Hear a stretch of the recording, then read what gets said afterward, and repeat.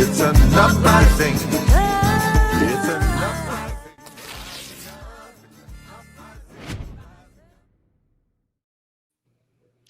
Hello, everyone, and welcome to the Green live stream. My name is Edie Arndell, and I am a candidate for Lieutenant Governor. And this is my wonderful co-host, Mr. Scott Free. How's it going, Scott? I'm doing great, and I am not a candidate for anything. But But I'm we have, here to have a lot of fun with some candidates.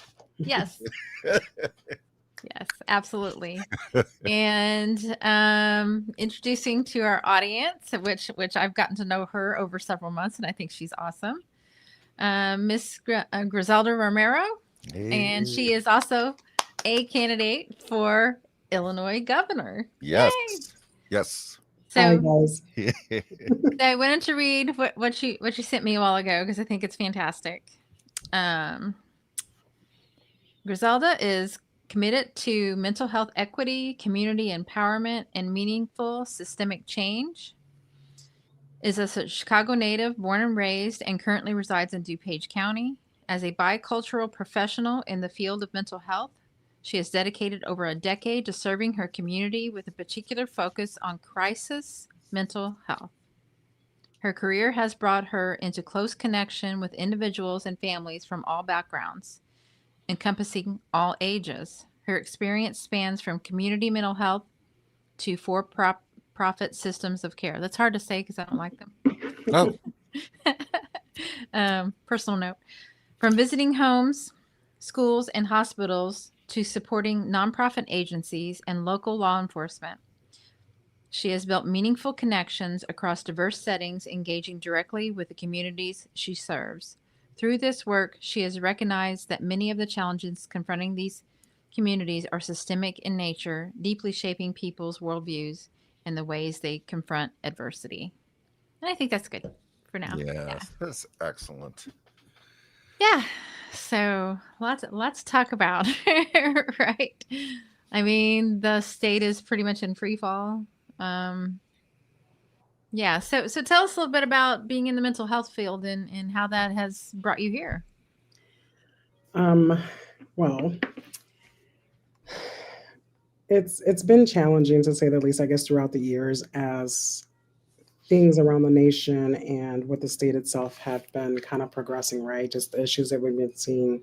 I think a lot of it has been a wake up call. Um, Probably, I would say maybe around COVID. I'm sure maybe others can beg to differ, but definitely COVID was big, obviously, on everyone. Yeah. And I think that moment itself was pivotal and kind of like waking up people, right, to the hustle culture, the demands of the workplace, right, and just being able to make ends meet, all of that stuff, right. So people are just reflecting on a lot of stuff and how that's impacted their lives in so many ways.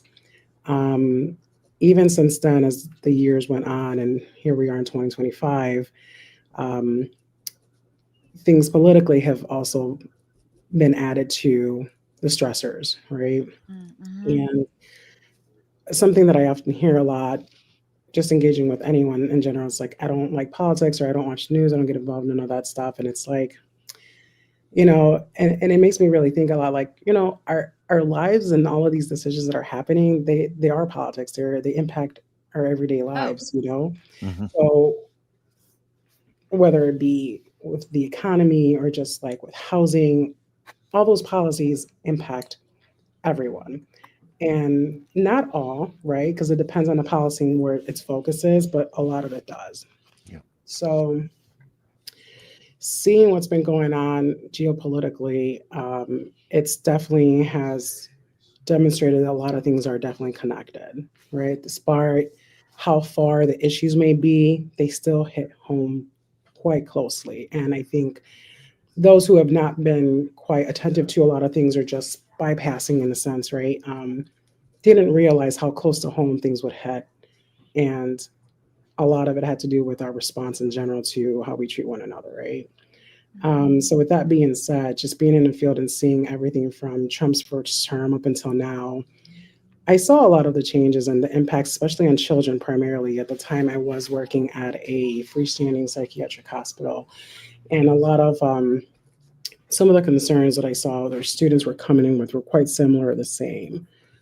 Struggling with being bullied, right, which is something that we often hear, but this has progressed or gotten worse since his first term.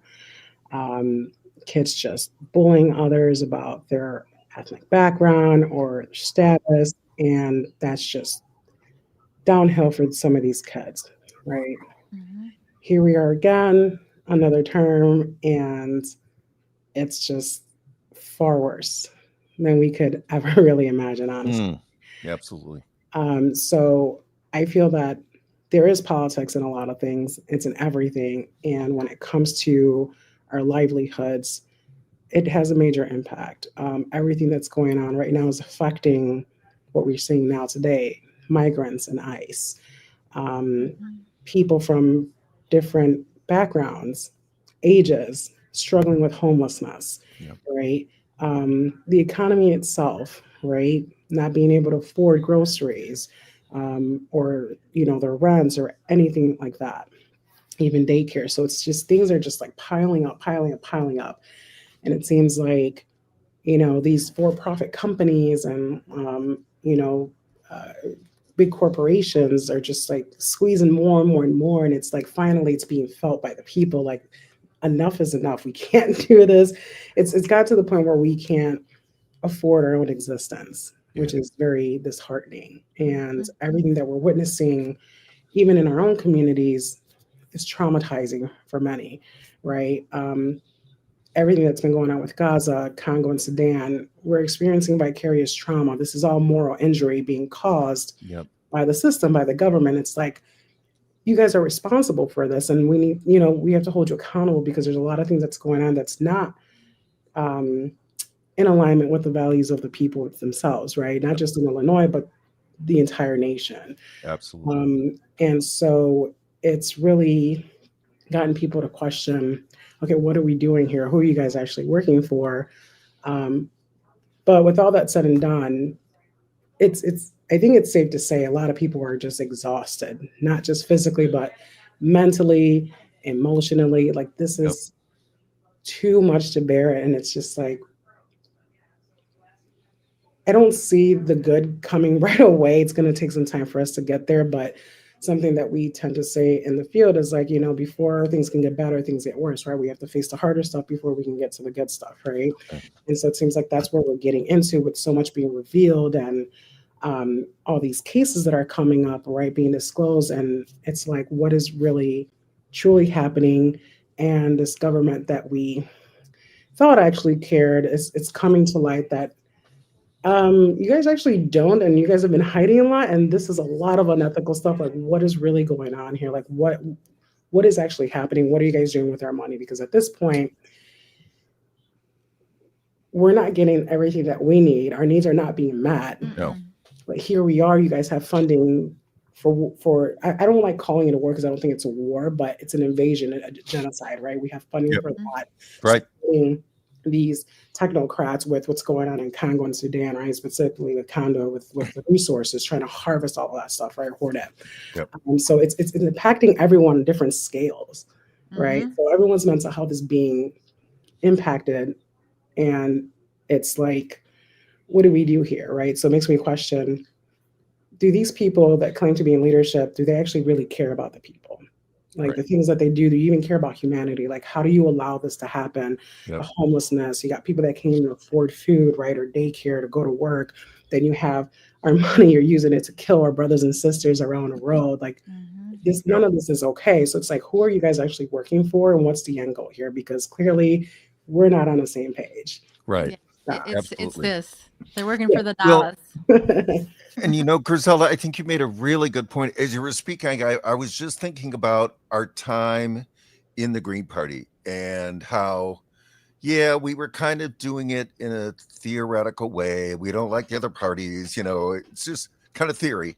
And then, like we get hit with these things. I mean, the the genocide was so mentally damaging to all of us. And I can remember that period of time on social media when people were just kind of expressing their trauma. They couldn't take it, right? And ICE coming in now and what our government is doing in these cities. And I kind of realized that both of you are stepping up to the plate, not because you want to get this office and you want, it isn't about like a success in a career. It really is about caring. It's completely about caring. How now it feels like we have to do something. And I'm so glad both of you are deciding to do this, because we have to take massive steps to turn this thing around. It is right. We are crashing. Everything is falling apart.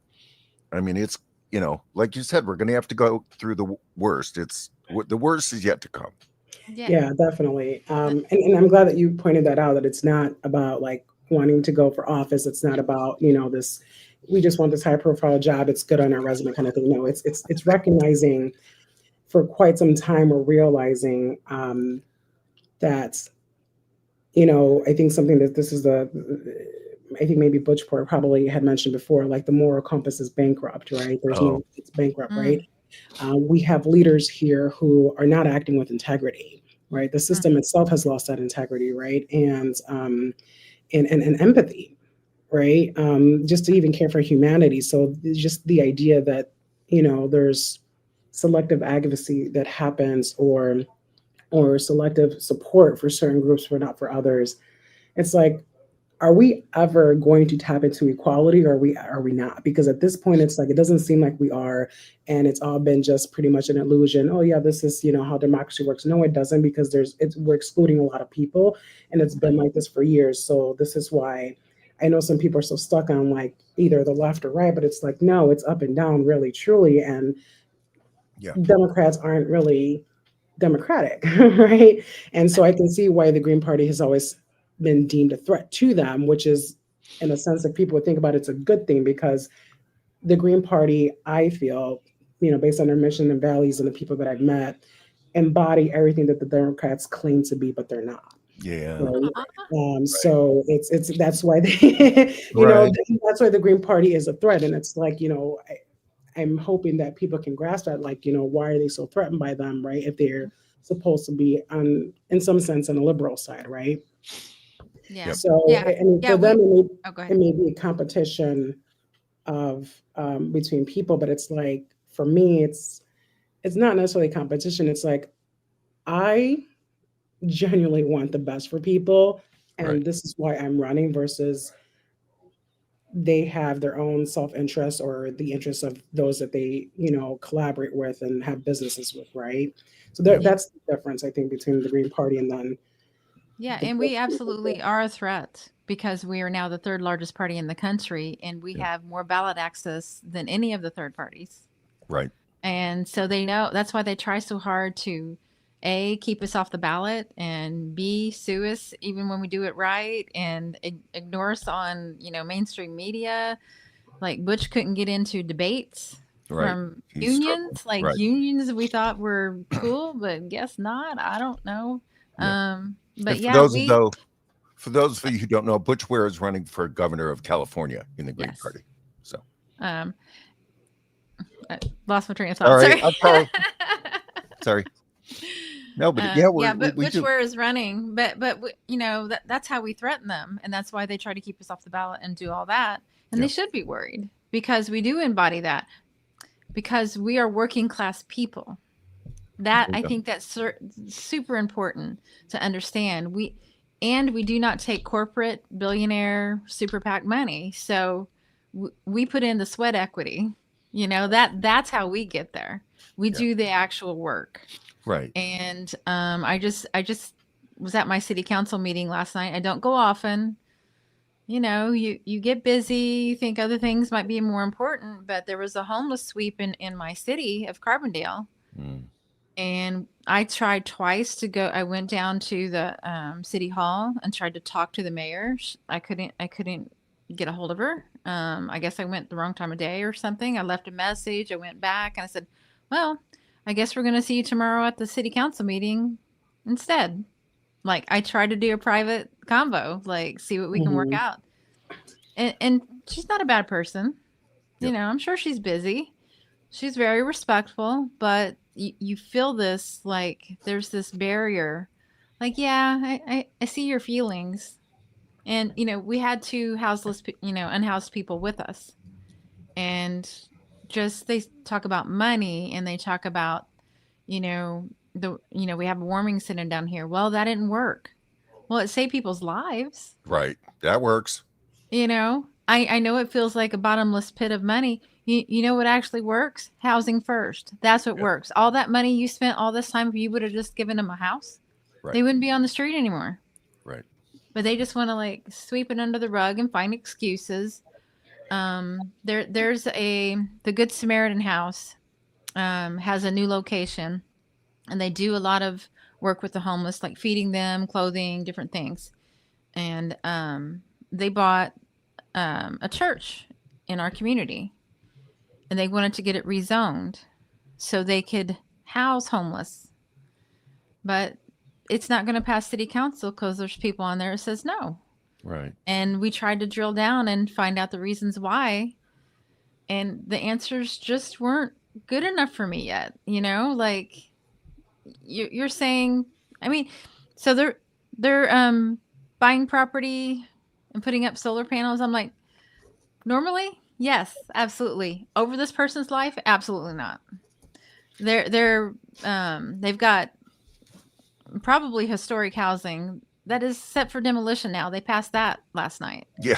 $18,000 per house, instead of like say, oh, they're not livable. Well, okay, but I get make it safe for fire or whatever. So it's another slam to the homeless, because a lot of times they kind of have to be there to stay out of the cold if they don't have anywhere else to go. Yeah. You don't give them anywhere to go. That's the thing. They have started playing loud music in our downtown, so they can't sleep in the pavilion where we were. Griselda. Disgusting. They put new benches with a bar in the middle so people can't lay on them. They do that all over Chicago. Yep. And I'm like, why are you guys making it harder on them? Why not invest in housing instead of harassment? No, yeah, I agree with you on that. I think it's done in poor taste. Obviously, there's no consideration, no empathy whatsoever. That's completely lacking at that point. And it's not a solution. They think it's a solution doing that by getting them out. That's not a solution, because it doesn't resolve the problem that they're still homeless, right? Mm-hmm. If you're kicking them out of one area, you're going to kick them out the other because they have nowhere else to go. It's the same thing. Right. So it's like you're wasting resources, community resources, just to do this. Yeah. Right? Mm-hmm. But You instead, have to pay it's police like, officers, and you have to hire people to clean where they work, because they had a dumpster for like 3 weeks. They don't have bathrooms. They don't have kitchens. They don't have anything. Right. They have Yeah. nothing. No, absolutely. And it just makes me think also, like, just to quickly just read, like, as of mid 2025, Illinois has invested approximately in $100 million in Israeli bonds, right? Yeah. And it looks like the Treasurer's Office defends these investments and stating that, citing Israel's history of never defaulting on bond payments and competitive rates. And this Until is, they do. if anybody wants to look, it's on Illinois Treasure, Gov. There's like a blog there if anyone wants to look further in there, do more research on it. But Did you want me to bring up that article about homelessness?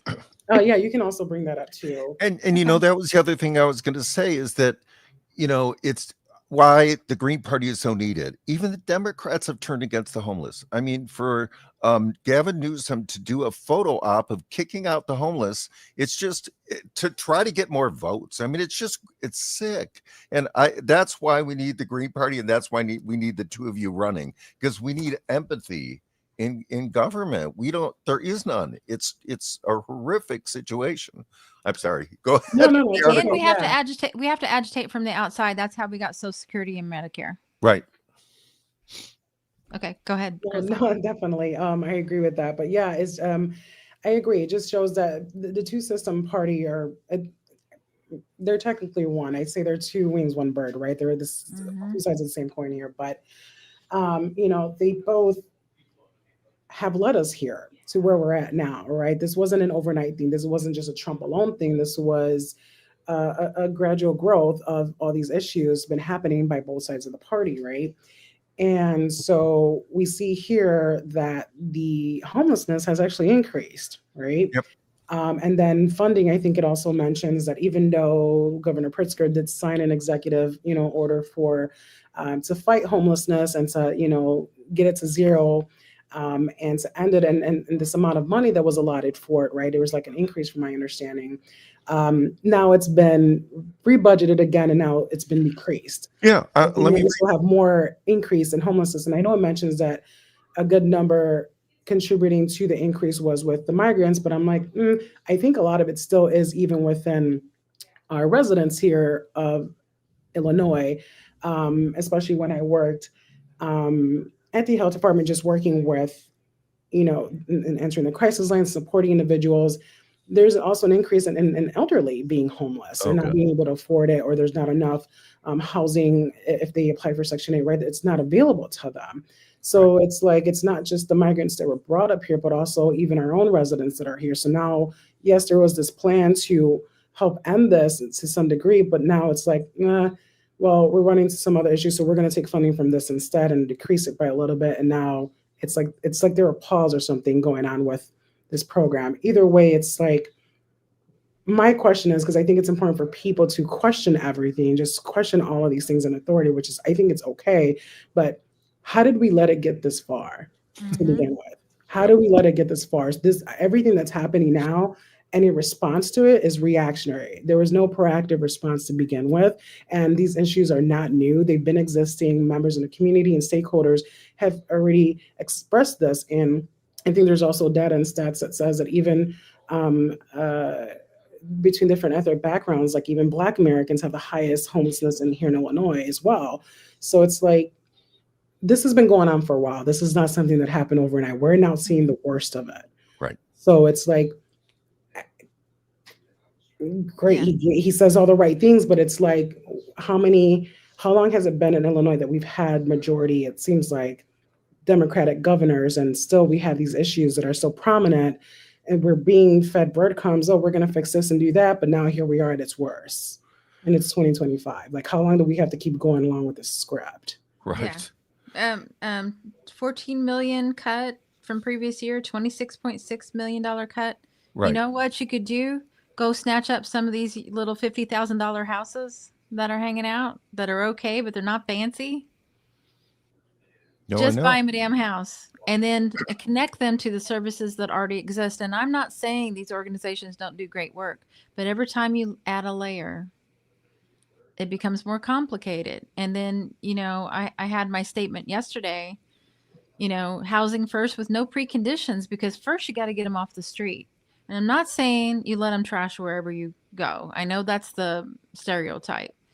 They want to be okay. They want to be off the street. They are put in such a stress situation, in a defensive place, and especially with the way, Trump and Brian Kilmeade is talking about the homeless. It's like, well, come on, they need a place to be off the street now. And there was the recent study that said the number one reason for the increase in homelessness was the increase in housing costs. That's the reason. Increase in rents. That's what's doing it. Mm-hmm. And that's why when you said elderly, right? Because, they have a fixed income, and when the rents are going up, they can no longer stay in their place. So that's what it's mostly about. Exactly. And even those on those fixed incomes too, like there's only so much they can afford, like, either their food or anything like that. And it's like, it all trickles down. It's like a domino effect. Like one thing affects the other. And homelessness does affect one's mental health. And it's like what we tend to strive for a lot. And when people are in crisis, because again, that's my background really, it's just like, okay, how do we, first of all, stabilize the individual, right, or the family, or the situation at this moment. And one thing that I've also learned was also trying to grasp, are your basic needs being met, first of all? Right. One cannot function if they don't have their basic needs met. They don't have the food, they don't have water or shelter. That should be priority for any person in a position of leadership, right? Mm-hmm. To care about their people, to make sure that they are being taken care of in this way, that their basic needs are met. Right. And it just seems like a lot of that is not being met. So it's like, you just begin to question, well, what's happening here? Like, what do we have to do to be deemed worthy enough to be able to thrive in our own home, because it seems like the money that's coming in, or even through taxpayer funding or through tourism, whatever, how is it that we can afford to invest in Israeli bonds that's for a genocide Right. and not invest in people here so they can thrive, right? Like Right. it's not about so much of, well, how come we're not getting this to help us? It's not so much just about our needs, but it's just like, that's not okay. You know, if Right. you're going to use my money, invest it in something that's beneficial, either that's going to come back into the communities to help us grow, or if it's something that's positive, right, that's going to support someone else and allow them to thrive, but not to go kill and murder, you know, exterminate an entire group of people. Right. That's, I don't understand the logic in that. That doesn't make any sense whatsoever. So it's like, knowing that there's a person in leadership that's okay with this and trying to justify it, I'm just like, if you only care enough about helping that group of people and very little efforts in caring about those in your own home, I question who, I really, I don't know if I can trust you, Right. unfortunately, to care for anyone. Because again, if you're truly for equality, you truly care about people's livelihood and humanity, there is no selective advocacy. There is no selective support, right? We're not going to, you know, care for one group so then they can commit a crime and neglect the other. Well, Right? A lot and of people are neglected. as we Yeah. discovered whenever Trump canceled DEI, corporations just use it to like polish their image. And mostly I think that's all it is, because they don't actually do the thing that needs to be done. Right. You know, Democrats say it all the time. Oh, I support this, I support that, but you didn't get the job done. And how many times have you been in power? Right. You know? Right. And that's what Exactly. that's something that I also point out. I'm glad you mentioned that, is the breadcrumbing that we have been receiving for decades, really now, especially by the Democrats, right? I know Malcolm X has a quote about the Democrats and the Republicans. I don't know if it's offhand, but it just explains it so well. But it's really just breadcrumbs, because, you know, I was doing more research, and it's like, for example, the Roe versus Wade, right? That could have been codified a Yep. long time ago. Yep. That was up as an issue many times throughout the decades. Oh yeah. Why was it left vulnerably for it to get to the point where it's now being, you know, it's being weaponized against women? Right. Right. There should have been no excuse. If you care about your people, you're willing to do these things, why aren't you doing your part to finalize it and seal the deal? Why was it left there hanging to be used as this little, you know, as a breadcrumb for someone's candidacy when they're running for a position, like, for example, with Kamala and presidency? Yeah. You know, Right. trying to garner that support from women as well. Oh, I'm going to give women's rights back. You should have had that codified a long time ago. Yeah, First, Obama had a supermajority when he was elected. Yeah. He Yep. promised to do it. Did he get it done? No. No. Huge disappointment. Right. And then the more you find out about him, the worse it gets. Like, he dropped so many bombs, he ran out. Right. He did one of the first extrajudicial killings in another country of an American citizen. To a father and son. Yep. I mean, he you know, we started calling him deporter in chief because he deported more people than anybody before him. Right. yes, and I think You there was know, also a list of countries too that I guess that was on Bibi's list for like bombing as well. He aided in that as well. So it's like recognizing what people are also settling for, right? I'm questioning all of this stuff. Like, are we settling for just like, Right. you know, is this what they mean when they say the lesser evil? Because I'm an advocate for no evil first, Yeah. right? Right. So Exactly. it's No, good. I'm all and about with- the greater good. And with ICE, I remember the first Trump presidency, the Democrats were all, you know, defund ICE, get rid of ICE, you know. And now, then when they get into office with Biden, they increase the funding for ICE. They increase the funding. So, you know, Democrats are in office. Shh, don't yeah, complain. right. Then everything shuts down. Then all that progressive ideas, Medicare for all disappears. And Biden ran on the public option and did not give it. Mhm. Right. Mhm. Right. No, absolutely. And I mean, that just brings up the whole thing with AOC and Bernie. I guess they're working around the clock to pretend to give us this illusion that they're actually doing something when they're not. So, Right. I mean, things like that just really shows their character. And I just hope that moving forward, that now with everything that how it's just unfolding, people begin to question more, right? Like, you know, who are you actually serving? And, you know, what's actually really happening? Like, why aren't we these promises, they're empty, Yep. essentially, right? Maybe here and there they might pass something, but it seems like at this point it's more of like, oh, this will shut them up, keep them calm. But then we still have all these issues that they're still advocating for. It's like every time a candidate is running or campaigning, it's always the same issue. I was like, why are these issues resolved? Like, why is it taking so many generations and you're still able to use this as a breadcrumb to garner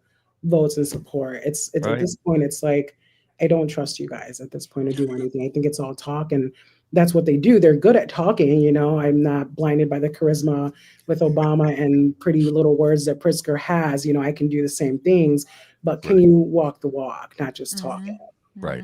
And we're not seeing that. Yeah. Right. My thing was I don't know if y'all want to check the comments, but we have state police that is under Pritzker's control. Every mayor has control over their city police. We have our own National Guard, and he's using them to, in my opinion, not necessarily Illinois Green Party. This is my opinion, to allow ICE to continue to commit crimes inside Illinois. Yeah. And instead of clearing the way and allowing people to exercise their First Amendment right to protest as much and as loud and wherever the hell they want. If they want to walk down the middle of the street, you need to close the damn street, in my opinion. Right. Because what they're doing is illegal. And I think we talked about this on Saturday. If you see an ICE person, can't say who they are because they're always in a mask, big scaredy cats, I guess. Big tough guys, bullies, got to hide their face. If you see them committing a crime, arrest them. Right. Deal with it in the courts, but arrest them. Get them off the street. If that starts happening, it will stop. We see every single day. They ran into a Walgreens, grabbed some U.S. citizen, African-American, young guy, threw him to the ground, handcuffed him, took him away. His mother is screaming. The police should be there and arresting that person who's kidnapping. He's kidnapping. If he had checked to see even if you show an ID or something, but no, it's just grab the person, take them out. That's kidnapping. Mm-hmm. Our police should be at those protest lines protecting Illinois citizens. If they're Illinois police, they should be protecting Illinois citizens. Mm-hmm. You see these horrific scenes. A woman is talking, and then the ICE guy 5 feet from her just decides to spray her directly in the face. That person should have been arrested on the spot. Mm-hmm. No, I agree with you absolutely 100%, especially at the fact that we know that, and it's been declared that a lot of what they're doing is unconstitutional. It's not legal. Right. So if that's the case, it's like, I don't know what the issue is, why they can't stand up to them exactly. But if you have someone that's violating the law, again, no one's above the law. You need to treat them as such, whether they have a badge or not. Right. Everyone needs to abide by the law if that's what the law is. And at this point, I think it's safe to say we do have a lawless government. And if your job is to protect and serve, then I expect you to protect and serve the people, or are you protecting and serving the government? Right. The government or the property owners or the system Right. or the money. Or what? Like, that's what I'd like to know. And I have a friend that was a former police officer in New Mexico. And she's like, I'm going to start carrying around my Constitution because they stopped her one time during a hot, like Memorial Day or something. Like, she's like, what are you stopping me for? Oh, we're just doing a check. A check for what? Can I see your ID? What are you checking me for? Right. What is your reason? Was I speeding? Is something wrong with my car? No, we're just checking everyone. Why? And she goes, y'all need to look up the Constitution. You're not supposed to do that. There's no probable cause, And I have heard unsubstantiated, but I've heard that there have been some cases, a few recent cases of people kidnapping, people dressing in brown, putting on a mask and kidnapping people, women. And it's just, again, if in any other situation, if somebody is being attacked, the police come in and should interrupt what's happening and then figure it out. But do not let these people throw you in an unmarked van. That should not be allowed. It's sick. No, yeah, I agree. It's terrifying. Just to even know and see, like I saw some videos about, I think it was in the town of Cicero as well. Parents, the adults in the vehicle were taken out and the kids were left in the car on the side of the road. And it's like, this is, a, child Child endangerment, right? abandonment. So it's Yes, like, there has to be some kind of expectations, at least with our local law enforcement. It's like, how are you going to protect the children right. and the women and the men and women, right? The innocent men and women, right? Because they're not going around asking. They don't have confirmation of, who is what or whatever, right? They're showing up No, even to immigration court cases. They're literally doing what they're supposed to do, and they're still showing up trying to snatch bodies. right. Mhm. So it's like it's there has to be some kind of accountability, and at some point they're going to have to step in. Will they? I don't know. Are they going to? I'm not sure, but I really do believe that there needs to be a lot more done with local law enforcement and the sheriffs, and if they want to Yeah. protect our rights as well, and our ability to exercise our amendment rights when it comes to protesting, also protect our safety too, right? You can't Right. allow these kidnappings to happen, especially if they're not showing up with warrants or even legitimate ones at all whatsoever, or even wanting to show their badge or names. It's like you need to question that. And this is they're imitating other law enforcements. This is not how you guys practice. So it's Right. like do something about that. Right. It's Right. not okay. Yeah. Um, but no, I definitely agree with you on that. And hopefully, Pritzker can address some of these things that are happening, especially some of the issues that have been coming up in the Broadview Detention Center. I've been there a couple times already as well. Um, the protests are peaceful. At times, I do see sometimes I think it's the guard that's there that can sometimes instigate or try to, Mhm. get people to rile up, but, they're not really falling for it. It's mainly, Yeah. peaceful Oh until yeah, they start tear gassing people. right. From the roof. I mean, Yeah. Yeah. we've seen it. We saw the priest standing there. He's just standing there talking up, and they shoot from the roof and hit And him, knock him down. knock him. Yeah, And and they also it's arrested somebody from WGN, WGN. Right. the camera person. Right. Yes, I did see that. I did as Yeah. well. No. It's But we had some questions, and Michael Pam wants to know how to get a hold of you. I would say right now, she was just recognized yeah. on Just this week. Sunday, but we've been talking to her for months, and we think she's amazing. So we wanted to, to let you all meet her. We have some questions in the chat if you want to answer any of them, or And maybe we're still working this out. But I would say you can contact them through iogp.org and just send a message, and then we'll get it to her. Yes, yeah. We're Griselda setting up this Romero. social media this week, so we're just getting things started. Hmm. So yeah. And you do Yeah, have a Facebook, right?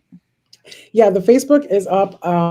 We are working on a website now. Again, it just recently got recognized, so we're putting things together. Yeah. So there'll be more information on the slate and the campaign and what we stand for. So that'll be up soon. Hopefully, you'll be able to see that and get more information, be able to reach out. I Hmm. did see that you did post a question in regards to reparations Hmm. for yeah, that's what I'm reading right now, Michael. um Hang on, here, I'll put it up on the screen. there you go. Romero, do Thanks. you advocate for cash payment reparations for American freedmen of chattel slavery? What is the dollar amount that you are proposing for reparations? Are you going to put them on your website? I can definitely have that put on the website. I don't have an exact dollar amount. I want to be transparent with you guys and honest, but I do agree and believe that that needs to happen. Most definitely, without a doubt, for sure. As far as how that funding will be dispersed and what amount, I do not know off the top of my head just yet, but I would definitely love to work with someone. I want to make a commitment to that if voted in to be a governor, is working through that and how we can make that actually happen and what the numbers will look like then. Again, that's a commitment that I do want to make if voted into governor. We'll definitely be doing some research and talking to some folks on how to create something that will allow for this reparations to actually come to fruition. Definitely we'll look at what's already out there if it does exist and how we can further expand on it to give the people what they deserve. Well, African Americans, obviously, in this point for this. Yeah. I mean, certainly it's a Green Party platform. Jill Stein had it. She had very specific. I'm almost sure the Butch from Butch Ware had specific. So yeah, no. We will be working on all of that too. Absolutely. Yeah. So, let's see. We had a couple more. You know, Joe brought up a good point. And private equity and hedge funds are wrecking housing by cutting services and raising rents. Oh, wow. So that's my fear here. When I was talking to one of the city council members, I won't call you out because I don't want you to get any flack in case I didn't understand correctly. We had a meeting after the meeting, which was amazing to really just dig down and talk about it. But, looking for someone to come in and buy property, but you got to be careful because depends on who you sell it to and what the deal actually is. There's some people that just go, here's some cash to the organization already doing the work. Like we have Carbondale United here, we have the Warming Center, we have Good Samaritan House. Like there's people already doing the work. Just give them money, they know what to do. You don't need to put in another player, in my opinion. But no, I agree. I think that, when it comes to the housing issue and I know there's issues also with the pension stuff as well. I think that's also being, I don't have a note off the top of my head, but when it comes to housing, my thing is once you're done paying it off, that should be entirely yours. Yeah. There should Right. be no Oh my reason God, why you're thank you. paying for Yes. property tax. And it's just, I have a different perspective on how this entire system works because capitalism or corporatism, however you see it as, but this system is not permanent. We don't necessarily have to keep up with it, but we do. Right. And we need more people to question and see that. Yep. When it comes to land rights, as humans, we all should be living here for free with everything that was given to us for free. It doesn't make any sense to be paying, and I don't understand why there's people homeless on our own planet, right? We're the only species literally struggling to survive because we can't afford our own living, right? Our own existence. We can't afford the food, the housing, the shelters. This is our home. We're the only species doing that, not the other ones, right? So I think that's true. That's probably more futuristic in a sense to be able to transition into a system like that, like a bartering, right? But for right now, we can do more, right? So when you pay off your home should be yours. There's no reason why there should be some kind of little hook on there with these corporations or banks of well, if you don't pay for this or state, we can take your home away. Is it really truly ours then if this is the state that you have in a way, right? I don't. Yeah. I'm not a fan of that, and I don't believe in that. I really do believe and a lot of people property taxes should be completely gone once you pay off your home. Right. Yeah. A lot of people don't even realize what they're paying because they pay it with their mortgage. But, I took, a lifetime of work and bought a house in Illinois and discovered, my husband passed recently, so he had the homestead exemption because of his age. Well, that all goes away. His Social Security went away.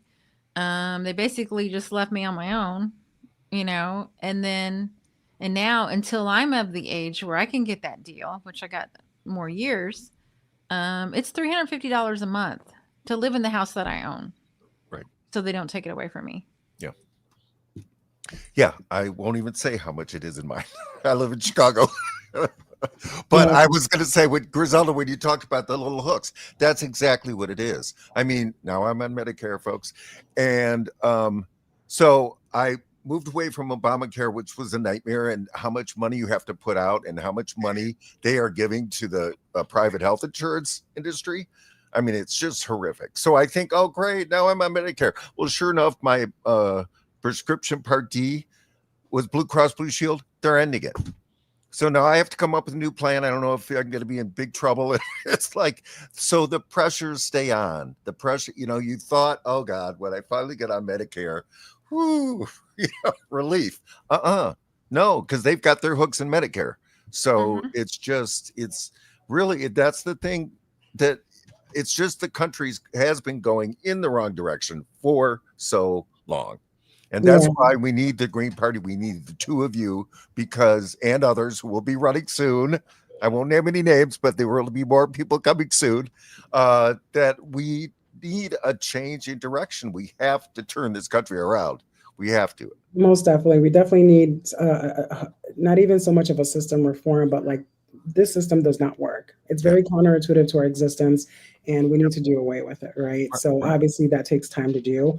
but just recognizing that alone is huge, right? And I just want to quickly say, Michael, I appreciate you reaching out about. You said you have contact and you can work with us on the chattel slavery, the reparations. Most definitely, yeah. Just reach out to the Green Party on the website, so that way we can connect further. That'd be great. I appreciate that. Okay. I'll put the website in the chat real quick. And very soon we're going to have a candidates page. I promise, like within a week, we're going to have a candidates page where you're going to be able to reach out to each person. But yeah, and Griselda will have her website up very soon too. We're working on all of these things. So yeah, and I want to talk about, or maybe you can talk about getting volunteers to help us get on the ballot. Oh, yes, that's very important. We do need plenty of volunteers that can help support. Mind you, this is not just for us. So when volunteers come in, I do want to express that this is for the community. This is for everyone else, right? Because we are going in as public servants, not as politicians. Very much aware I don't have experience as a politician, but as a public servant, I do have experience. And that is something that I can bring to the table, is just my willingness to want to care for others. I do believe in service to others. That is a value that I do hold. But also wanting everyone else to thrive, right? Like you said, Green Party does not take corporate money whatsoever, not signing on with APAC. My goal is to see people of Illinois and everyone else, obviously, but people in Illinois being able to thrive, right? Of all backgrounds, right? There should be no reason why nobody in the state of Illinois can have a home to live in, can afford their food, cannot not being able to make enough in their paychecks, right? Or their rent, right? Or their daycare, etc. There's no reason why all of us can equally have the things that we need and be content and thrive, right? Spend time with our children, all of that, So I believe that in a system where everyone can benefit from it and there's no divide, right? I'm sorry, you were going to say something. Oh, I was just going to say, Illinois' GDP is $1.14 trillion. And if you break that down per person, not saying that's how it works, it's $95,000 per person. Oh, wow. I'm pretty sure that everybody could live just fine on $95,000 in Illinois for the most part. However, Michael was asking about property taxes. Since this recently affected me, and I was like, how am I going to do this? I had to do some maneuvering majorly to pay my property taxes, because they can take your home from you if you owe money. Right. And you don't get the equity, by the way.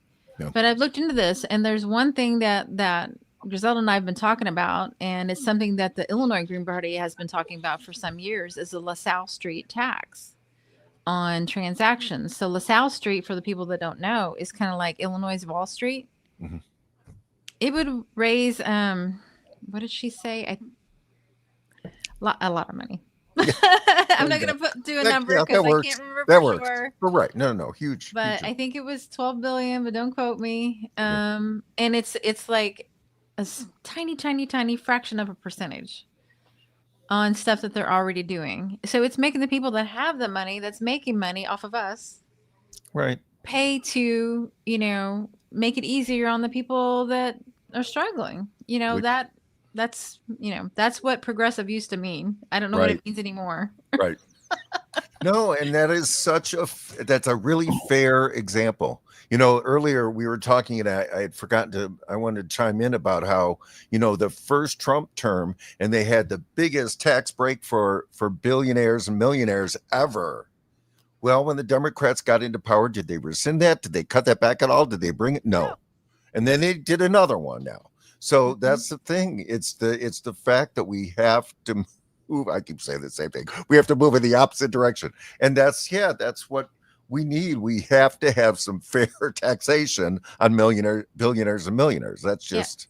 Yeah. And we need people that are already with you on Palestine, on the genocide, on universal health care, on a living wage, not just $15 an hour. That still doesn't cut it, because by the time they do it, it's over. People that are already with you. So elect people that are there already, that aren't beholden to we're beholden to our donors, because that's you. We're going to do what the people want, Yeah, of course. And and I just, my goal is to, also demonstrate and get those to understand that it's not just like all pretty words that, or just experience being in a mental health and what I see that, I'm bringing to the table, right? It's more so also that, um, yes, I've been privileged enough to move up the mobility scale because of the investments that I've made in myself for my career. But my parents were immigrants that came here many years ago themselves. And so we started off as the working poor. So I wasn't initially into that, right? So I grew, up the mobility scale. Was it easy? No. Is that, because I was able to pick myself up my bootstraps? No, that doesn't apply to everyone, right? Yeah. But I understand where it's coming from the lower end because that's where I started. Yeah. And just seeing um, the impacts of all these policies in different communities, right? Those are the things that I've throughout the years was working as a mental professional. Things that I've noticed. There were issues and stressors for these families, especially at the time when they ended up cutting a lot of services for mental health in these communities, and then they have to travel a distance just to even get some kind of services. And I'm also recognizing it's not just mental health, but again, it's all connected to mental health, but there's a lot of food deserts in Chicago, right? When I go out to the south and west side of, Oh, there's yeah. probably, there's not that many stores that provide actual produce, Right. right? And so just not having access to all of this stuff, again, does impact one's mental health. One's going to be stressed out. Where am I going to get this next, right? Yeah. And just being able to have access to that this is a huge problem. It's all connected. It is is. all connected. Mhm. And so the framework that I'm trying to go on with is wearing multiple hats. A lot of these politicians up until now have been background has been more business like, right? In some sense different, but I'm coming from a different perspective. Yeah. Where I'm used to wearing multiple hats because I think that you need to have all these hats in order to be able to address these issues and be able to help the people, right? You can't just come from one perspective, oh, it's just all business. No, these are human beings, right? Right. We have to do better. We have to care. So yes, the business aspect might be there, but everything else is, the humanity part, right? Being able to take care of their basic needs, afford their living, be there for their children, safe schools, safe communities, right? All of that is all connected. And when one is impacted or multiple, that is a huge stressor on someone. That can also be traumatizing for people, right? Not being able to have access to food or afford it, Oh yeah. right? Or just money in general, right? Or just not being able to pay a certain utility. It's insane. I've met people, even personally, that can't afford daycare, so they have to figure out a different way to work so they can stay Oh, yeah. home with their kid. I've been that And- person. Oh yeah. I've been that person. Like, how are we going to pay our house payment or rent this month because our electric bill went through the roof, or the car broke down, or so you got to like either go in debt and get credit cards that you can never pay off, because I mean they're like, what are they at, like 30% now? Like it's Oh God. Yeah. how is that 40, not loan 45. sharking? Yeah, it is. But before we move on, No, and I got one more thing I want to say, please. Griselda, you were talking about the perspective that you come from, the working class background. He cannot erase that Pritzker comes from a billionaire perspective. Everything he is coming from, everything he presents, that's his upbringing. He is a billionaire, and that is his perspective. And that's what he's bringing to Illinois, which is more of the corporate, looking at it from the corporate perspective. And that is not what we need. running it like a business. Right. That is not what we need at all. Yeah, I think a lot of the human aspect of it has been throughout the years been becoming more erased. Right. So that's why people are struggling, and it's easy to sacrifice certain people in certain and different classes when it comes to these things. And it's a lot of lack of consideration. So, I'm hoping to come in with a different framework, a different mindset on how to help everyone, how to address all these issues and create some kind of balance and make sure that everyone has their needs met, right? This is not me just only advocating for just people of color or Black folks or Latino or just white folks, right? This is everyone. Everyone, we're going to be, the idea is try to create that equal level playing field. It's not going to happen overnight, but we will get there. That is the goal, is to get everyone to have their needs met, to be able to thrive, because that's what I care and that's what I want for them, right? There's going to be expectations of me to meet these goals and fulfill these promises, and that is my goal, that I will do that. And I do hope that they can hold me accountable. And I'm saying these things for a reason, because for a very long time, we hardly, to some extent, have really held politicians accountable. And I think we need to end this accepting the lesser evil and really look at the bigger picture and be like, we can't settle. Right. We can't settle because when you settle, you're also sacrificing other people for your comfort. That's not how it should work. No one should have to suffer. We shouldn't have to sacrifice anyone. We shouldn't settle. We should all be on the same page of no evil, not lesser evil, no evil. There you go. Yeah. That's, I It's a like failed that as a strategy. campaign. That's It's a a failed campaign strategy. slogan. I thought you Absolutely. said, I'm not going to go there. You said should. I thought you said something else, but I would have said the other thing. Yeah, that's But a we have campaign. some awesome people watching. So Yeah, and thanks everybody for coming in. Yeah. Jacob, Oh, Jacob, Sadavros, all right. what's up? We're gonna have Same with the Jacob as a George W. guest Bush. next Yep. month. Yeah, Yep, Jacob's gonna be and- our guest next month. And then Kalia is going Kalia, to be here with me on okay. Saturday. Yes. It might be a little bit of a shorter show because I have a protest to get to. Oh, But here's somebody that surprised me that I And just thank you, contacted Kalia. yesterday. oh, Sip Ariel's Sip. here. Holy All crap! right, Ariel from we won't all the even way say from where. out of the country. Okay, you are. Yeah, we'll just say out of the country. For Yeah, privacy's how sake. cool is that? Yeah. So, Nice. All right. Can't even imagine what time they're watching this. oh, I think it's 4 or 5 hours ahead or Yeah. 6, something like that. I don't know. But I don't yeah, know. I know. But And yeah, I was now so now you excited see for why our we show love her, today. right? Yes, yes. No, I was so glad. I'm so glad that we got you recognized as a candidate, and that's fantastic. And so, yeah, and we're, folks, this is like day 2. So Yeah. we got a lot of work to Yes. do. But I'm excited to put in the work for sure, most definitely, and hoping to really get out there and have more people get to know me. I know people in the community already do because of the work I've already done. So many will Mhm. recognize my face, but I'm looking forward to having a new perspective, and we need something fresh. We need people that actually care and actually are going to put in the work to actually resolve a lot of these issues and not give breadcrumbs and empty promises. Because we're done. At this point, we're done. We need to move forward. New people. We need younger people as well. But there has to be a change because this is. I'm sure a lot of people we're just tired. Everyone's just tired of how everything's going. It's tired of things are getting worse. We're Right. done. We need a new We need change. a fresh green perspective. right, yes, there you go. There you go. Yes. And So, folks, so I want to challenge everybody watching. We have 22 people watching. There's 2 Okay. things that you could do. Okay. So you can do this $26 QR donation code. challenge from anywhere. where's the QR um, code? Yeah. Hang on. I can't talk and push buttons at the same time. There we go. Bing. From anywhere in the country, you can donate. And we're saying $26 or more or less if you can't afford it. Yeah. And we would love to make it monthly because that's really going to help us budget. Yeah, donate. And if you can't donate, you can volunteer. Yes. So, bye, Brian. The few, the proud, and the brave. Yes, Yeah, we right. are looking for There you go. volunteers. So if anyone is interested in supporting in any kind of way, please reach out to the Illinois Green Party. I know the website has been posted in the comment section. We greatly would appreciate all the support. We want to grow with you as well and just get to learn more. So it'd be great if, again, if you can't afford financially, that is okay. It is okay, but your support volunteering will definitely help very much.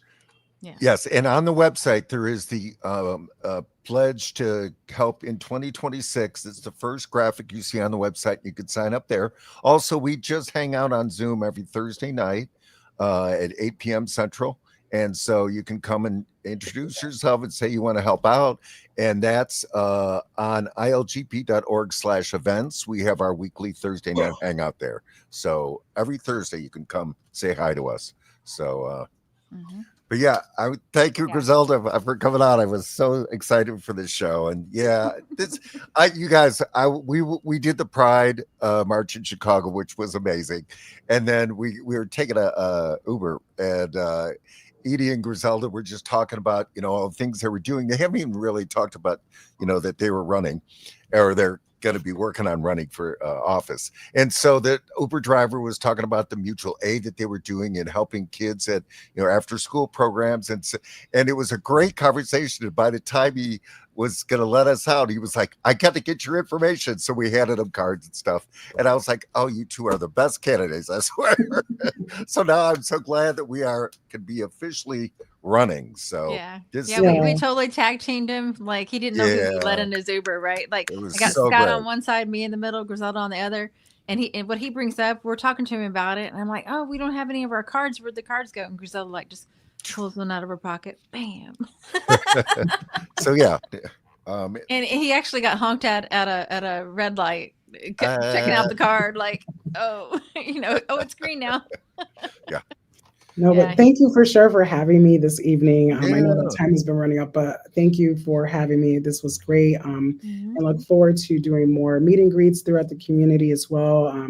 I have been going also on the north side of Chicago. There's like a little women's group that women go, and I go in to support a friend that's also doing that as well. So hopefully we'll have more events coming up where we can show up so that way more people can become familiar with who I am and Yeah. continue to share the information that we have and what we're willing to work for so that people can become more familiar and recognize us and consider us as a candidate. Excellent. Mhm. Yes. And once it gets closer to petitioning time, then we go into the endorsement phase. If anybody else steps in the ring, Yeah. we are Well, also a party. Doesn't mean and it's like all yours yet, but this no, is the person that's stepping up now. I'm just and saying. also we are still looking for candidates too for other positions besides these. We would do primaries if there are other people that wanted to these positions, but we got plenty of positions. And the interesting thing about Illinois is that you can put 7 statewide candidates on one petition. So that would help us reach the goal. It's a really large goal, 25,000 minimum. We're shooting for 50,000. So we need help from people all around the state. Petitioning is going to go February 26th to May 26th. Mhm. So please contact us because we need every person that we can out there getting petitions for our candidates. And Getting we signatures, thank you. Yeah, for Yeah. signatures. Sorry. And we thank you for showing up tonight because we Yes. really appreciate when folks come and check us out and see what's Yeah. happening with the Green Party. Yeah. Thank you, And we've everyone. I got some appreciate your regulars. presence. Yeah. Thank you.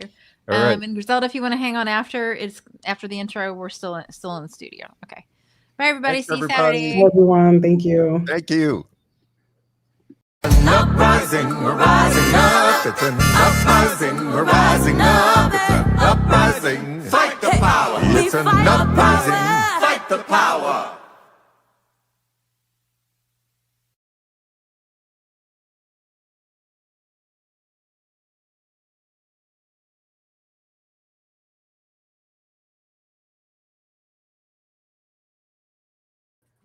Wow, that's